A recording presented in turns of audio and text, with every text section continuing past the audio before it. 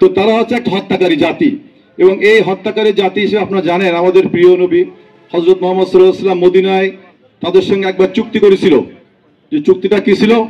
যে তোমরা মদিনায় বসবাস করতে পারবে, সুখে শান্তিতে থাকতে পারবে, তবে যদি আমাদের কোনো বিরোধী শক্তি এই মদিনা কখনো আক্রমণ করে তখন তোমরা আমাদের সঙ্গে সহযোগী ভূমিকা পালন করবা। এই সত্ত্বে তাদেরকে মদিনায় থাকার ব্যবস্থা করছিল।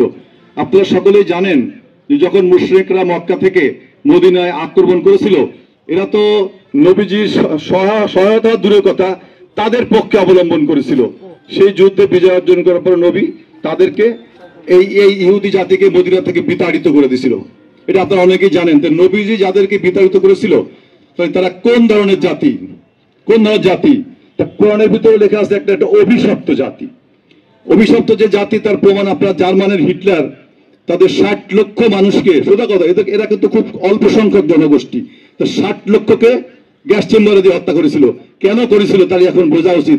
সারা বিশ্ব কিন্তু হিটলারকে ঘৃণা করে, তাই না? কিন্তু হিটলার বলেছিল আমি 60 লক্ষকে হত্যা করেছি আর কিছু লোককে আমি বাঁচিয়ে রেখেছি। কেন?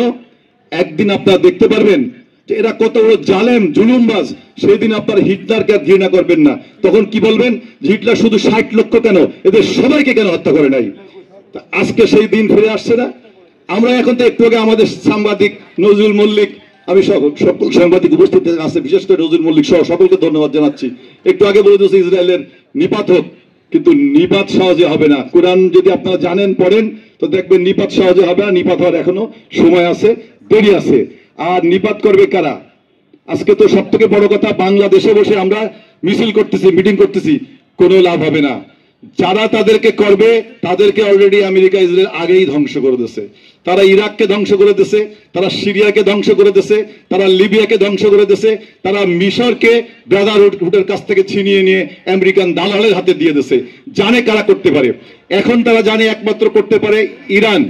তারপরেও আপনাদের বোঝা উচিত শিয়া সুন্নি একটা বিভেদ আমাদের মধ্যে আছে।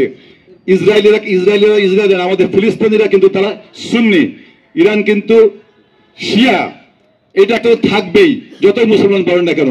আর এদের মনে কি আছে না আছে আমরা খুব নাচানাচি করতেছি, এই বুঝি ইরান ঘোষণা করলো যে তারা পারমাণবিক বোমাধিকারী হয়ে গেছে, আর একটা মারলো ইসরায়েলের পরে। কিন্তু এই আশা করেন না, করে লাভ হবে না। কারণ তাদের পাশে যারা দাঁড়াবে, সেই সৌদি আরব বলেন, তারপরে আরব আমিরাত বলেন, জর্দান বলেন, যারা বলেন না কেন, তারা কিন্তু আমেরিকার দ্বারা পরিচালিত। কেন?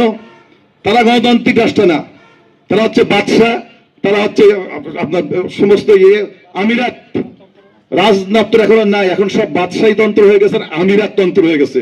এদেরকে শেল্টার দিয়ে রাখছে আমেরিকা, কারণ তারা জানে যদি আমেরিকা আমাদের শেল্টার না দেয় তো যে কোনো দেশ সময় আমাদের দেশে গণতান্ত্রিক দেশ হয়ে যাবে, সৌদি আরব গণতান্ত্রিক দেশ হয়ে যাবে, আমিরাত হয়ে যাবে, জর্দান হয়ে যাবে।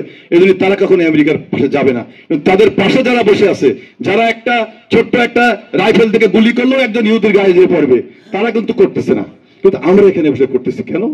আমাদের ভিতরে সেই মানবতা, মহান আল্লাহ পাক রব্বুল আলামিনের ভিতরে, বিশেষ করে বাঙালি জাতির ভিতরে যে মানবতা, আতিথেয়তা দেশে, দেখেন উনি চোখের পানি ফেলছিলেন, আমাদের সিরাজ ভাই, উনি কিন্তু চোখের পানি এসে গেছে।